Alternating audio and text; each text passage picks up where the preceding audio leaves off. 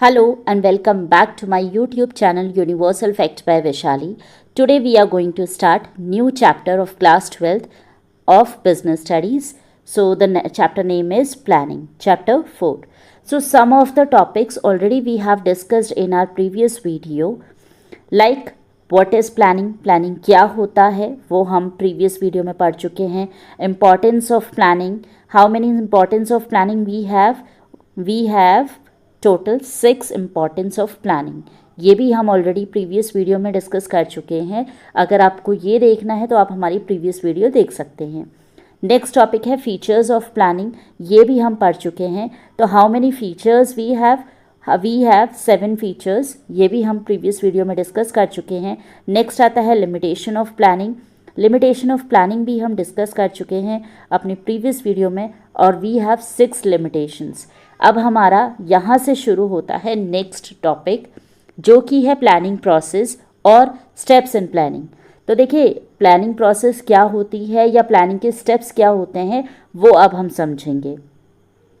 तो देखिए पहला हमारा प्लानिंग प्रोसेस क्या है, सेटिंग द ऑब्जेक्टिव. सबसे पहले आपने क्या करना है, the first step in planning is the establishment of objectives. The objective must be clear and specific.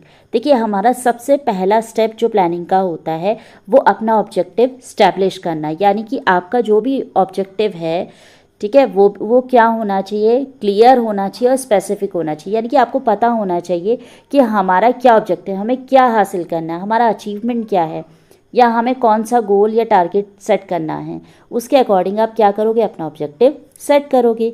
The objective of the entire organisation is laid down first and then it is broken down into departments and individuals. कह रहा है सबसे पहले अगर आपको objective आपका समझ में आ गया, अगर आपका ऑब्जेक्टिव क्लियर है, स्पेसिफिक है, आपकी ऑर्गेनाइजेशन में आपको पता है कि आपको क्या काम पहला करना है, ठीक है, तो वो बहुत ईजी हो जाता है उन्हें छोटे छोटे डिपार्टमेंट्स में डिवाइड करने में. देखिए हर इंडिविजुअल को क्या काम मिलना है. देखिए मान ली फॉर एग्जांपल आपने बोर्ड एग्ज़ाम में डिसाइड किया कि हमें 90% लेकर आनी है ना. तो 90% लेकर आनी है तो उसके हिसाब से क्या करोगे, जब आपको आपका ऑब्जेक्टिव समझ में आएगा उसके हिसाब से आप क्या करोगे, अपने सब्जेक्ट को डिवाइड कर दोगे और उसका टाइम डिसाइड करोगे. तो आप टाइम के हिसाब से अपने सब्जेक्ट को अलग अलग तरीके से पढ़ोगे. तो यहाँ पर क्या होगा, हर सब्जेक्ट को आप एक पर्टिकुलर टाइम दे पाओगे. ठीक है, तो यहाँ पर भी कंपनी में यही होता है. जब हम अपने ऑब्जेक्टिव को सेट कर लेते हैं तो हम उन्हें छोटे छोटे डिपार्टमेंट्स या इन लोगों पर, एम्प्लॉयज़ कह सकते हैं, मैनेजर कह सकते हैं, या कोई भी इंडिविजुअल्स के बीच में हम क्या कर देंगे, उसे डिवाइड कर देते हैं. हमारा सेकेंड ऑब्जेक्टिव है डेवलप प्लानिंग प्रीमाइसेस. अब देखिए यहाँ पर हमें क्या करना है, planning is done for the future which is uncertain. देखिए आपको ये तो पता ही है कि हम जो भी प्लानिंग कर रहे हैं हमने हमारे फ्यूचर के लिए कर रहे हैं, जो कि कई बार अनसर्टन होती है. देखिए हम प्लानिंग तो करते हैं लेकिन कई बार चीज़ें उस तरीके से नहीं चल पाती जैसी हमने प्लान करी है. तो certain assumption are made out about the future environment. तो हम यहाँ पर क्या करते हैं, अपने फ्यूचर की जो भी हम प्लानिंग कर रहे हैं, मान लीजिए अगर वो उस तरीके से काम नहीं करे या कुछ अनसर्टेनिटीज़ आ जाए या मिस हैपनिंग्स हो जाती हैं, तो उसके लिए हम पहले से ही एज्यूम करके चलते हैं कि अगर ये चीज़ हो जाए, हमारा प्लान इम्प्लीमेंट नहीं हो पाया, तो उस केस में हम कौन सा बैकअप यूज़ करेंगे. ठीक है, तो बेसिकली क्या है ना कि हम एक ऐसा बैकअप प्लान तैयार करना जो कि हमारे फ्यूचर के लिए तैयार रहता है. अगर कोई भी इवेंट हो जाए, कोई मिसहैपनिंग हो जाए, कोई भी अनसर्टेनिटीज़ हो जाए, तो उस केस में हम क्या कर सकते हैं, उस प्लान को इम्प्लीमेंट कर सकते हैं. These assumptions are known as planning premises. और ऐसे ही अजम्पशंस को जहाँ पर हम अज्यूम कर रहे हैं, देखिए अपनी हमारी कंपनी के लिए हम कभी भी नेगेटिव नहीं सोचते, लेकिन 1% हमें सोचना पड़ता है कि अगर लॉस हो जाएगा तो उस केस में हम क्या करेंगे. तो उसके लिए आपका प्लान, बैकअप प्लान तैयार रहना चाहिए, जिसको हम क्या बोलते हैं, प्लानिंग प्रीमाइसेस बोलते हैं. नेक्स्ट कह रहा है third, planning process. Planning process क्या है, देखिए these are alternative way for achieving the same goal. देखो आइडेंटिफाई अल्टरनेटिव्स मतलब होता है जहाँ पर आपके पास बहुत सारे अल्टरनेटिव्स है, लेकिन आप अल्टरनेटिव्स मतलब क्या कह सकते हैं हम, चॉइसेस, जहाँ पर आपके पास बहुत ज़्यादा चॉइसेस हैं, लेकिन उन सब चॉइसेस में से आपको क्या करना है, अपना स्पेसिफिक गोल या टारगेट या एक्टिविटी को क्या करना है, आइडेंटिफाई करना है। There are alternative way for achieving the same गोल।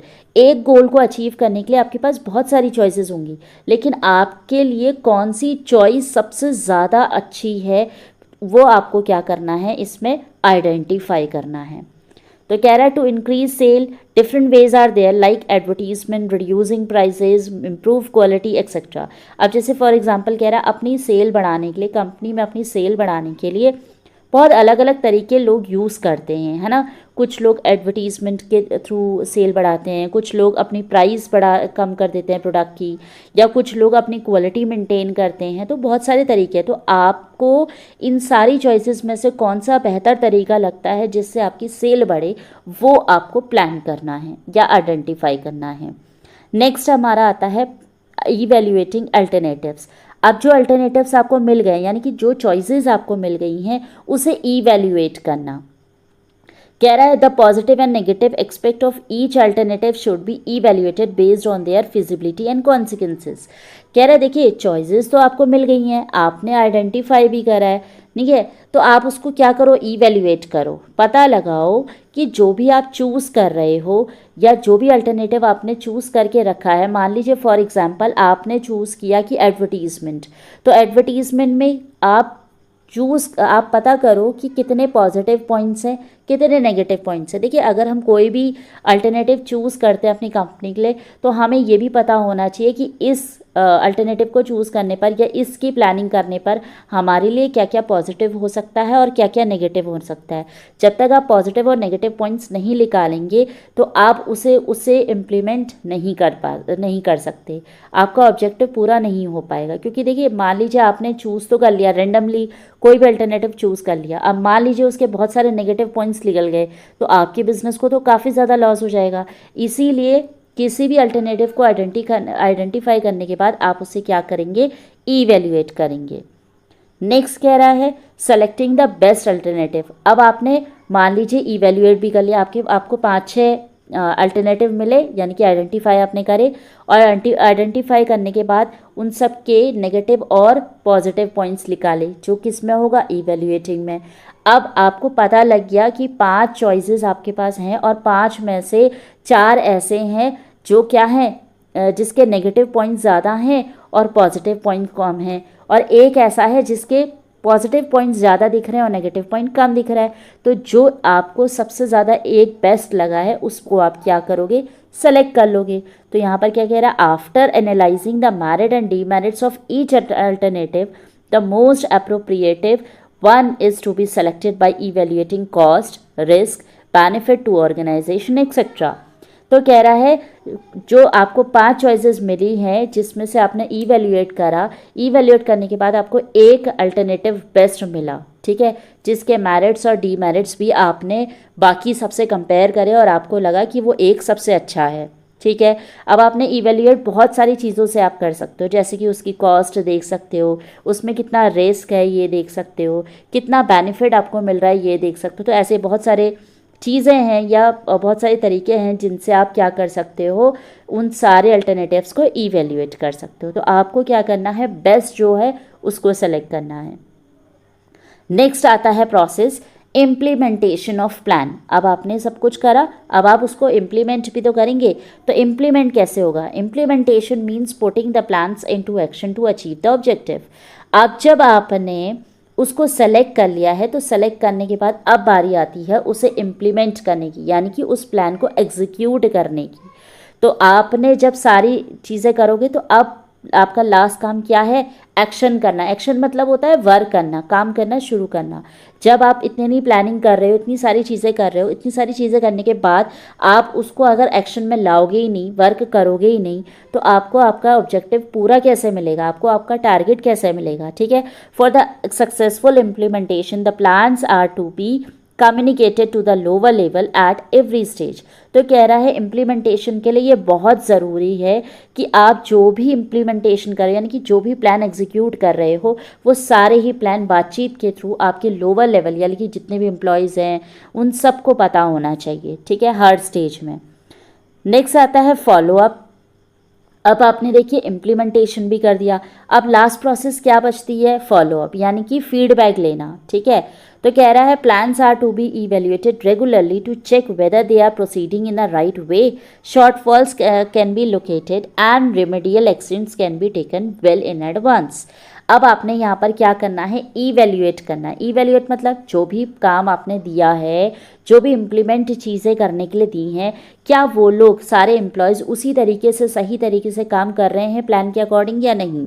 अगर नहीं कर रहे हैं और कोई भी शॉर्टफॉल्स मतलब कोई भी कमियां आ रही हैं, तो उसके लिए कोई रेमेडियल एक्शन निकालना, यानी कि कोई भी ऐसा तरीका निकालना जिनसे जो कमी आ रही है उनको क्या कर सके, उसे पूरा कर सकें, यानी कि वो कमियां ख़त्म हो जाए और वो जो प्लान बनाया है उसके अकॉर्डिंग काम चलता रहे, जो हमने बैकअप के लिए किया था, ठीक है। तो these are some of the planning processes. इस तरीके से प्लानिंग प्रोसेस की जाती है। देख लीजिए, पहला सबसे पहले आपने क्या करना है, अपना ऑब्जेक्टिव सेट करना है, ठीक है। नेक्स्ट क्या करोगे, डेवलप प्लानिंग प्रीमाइसेस। यहाँ पर फ्यूचर के लिए आपको बैकअप तैयार रखना है कि अगर कोई अनसर्टेनिटी हो जाए तो वहाँ पर बैकअप आपके पास होना चाहिए। थर्ड आपने क्या करना है, आपके पास बहुत सारी अल्टरनेटिव्स हैं, आपको आइडेंटिफाई करने पड़ेंगे।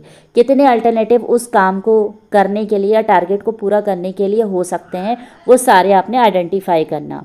आइडेंटिफाई करने के बाद होता है इवेल्युएट करना। अब उनमें आप पता करोगे कि ये 5 अल्टरनेटिव अगर आपको एक टारगेट पूरा करने के लिए मिल रहे हैं तो आपके लिए बेस्ट कौन सा है, यानी कि नेगेटिव और पॉजिटिव पॉइंट्स निकालना, ठीक है।